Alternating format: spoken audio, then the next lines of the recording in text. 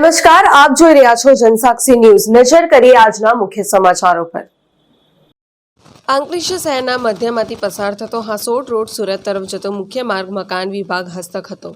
અત્યાર સુધી આ મુખ્ય માર્ગ નગરપાલિકા આ રોડ બનાવી શકતી ન હતી।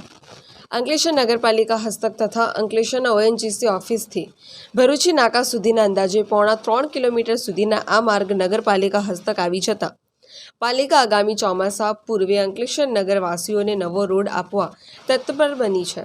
આગામી દિવસોમાં પાલિકાની પ્રાદેશિક કચેરી તરફથી તાંત્રિક મજૂરી આવી જાય એટલે અંદાજે રૂપિયા 5 કરોડ 30 લાખના ખર્ચે આ માર્ગનું નવીનીકરણ કરવાનો તખતો ગોઠવાઈ ચૂક્યો છે। જો કે ટેન્ડર પ્રક્રિયા ઝડપથી પૂર્ણ થાય તે જરૂરી છે તો અંકલેશ્વર નગરનો આ હાર્દસમૂહ મુખ્ય માર્ગ ન કેવળ ટ્રાફિકની સમસ્યાથી મુક્તિ અપાવશે, સાથે સાથે નગરની શોભામાં પણ વધારો કરશે। આ રોડ જે છે અંકલેશ્વર માર્ગ મકાન વિભાગ હસ્તકે હતો, જે વર્ષો સુધી કંઈ બનતો નહોતો।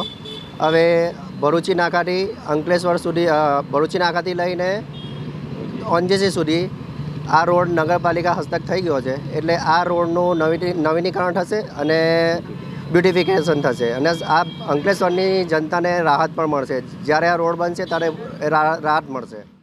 અંકલેશ્વર શહેરમાંથી પસાર થતો મુખ્ય માર્ગ જે માર્ગ અને મકાન વિભાગના હસ્તક હતો, પરંતુ અંકલેશ્વર નગરપાલિકા દ્વારા અંકલેશ્વર વિધાનસભાના લોકપ્રિય અને લોકલાડીના ધારાસભ્ય માન્ય ઈશ્વરસિંહ પટેલ સાહેબને રજૂઆત કરતા એમના અથાગ પ્રયત્નથી આ જે રસ્તો છે માર્ગ અને મકાન વિભાગનો એ નગરપાલિકા હસ્તક કરવામાં આવેલ છે અને એ રસ્તો ઓએનજીસી 3 રસ્તા અને 3 રસ્તાથી ભરૂચી નાકાનો 2.8 કિલોમીટર રસ્તો એની પ્રક્રિયા સંપૂર્ણ પૂર્ણ થઈ ગઈ છે અને આ રસ્તો અંદાજિત 5 કરોડ 30 લાખના ખર્ચે બનવા જઈ રહ્યો છે અને એની વહીવટી પ્રક્રિયા માટે અંકલેશ્વર નગરપાલિકા દ્વારા આરસીએમ કચેરી સુરત મોકલી આપવામાં આવેલ છે અને ટૂંક જ સમયમાં એને ટીએસ મળતાની સાથે એનું ટેન્ડર પ્રક્રિયા પૂર્ણ કરવામાં આવશે અને અમારા પ્રયત્ન એવા છે કે ચોમાસા પહેલાં આ રસ્તોની કામગીરી શરૂ થાય અને પૂર્ણ થાય, પરંતુ જો વહીવટી પ્રક્રિયામાં વિલંબ આવે તો આ રસ્તો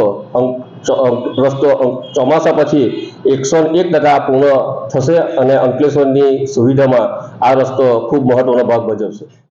પિન્ટુ મોદી, જનસાક્ષી ન્યૂઝ, અંકલેશ્વર।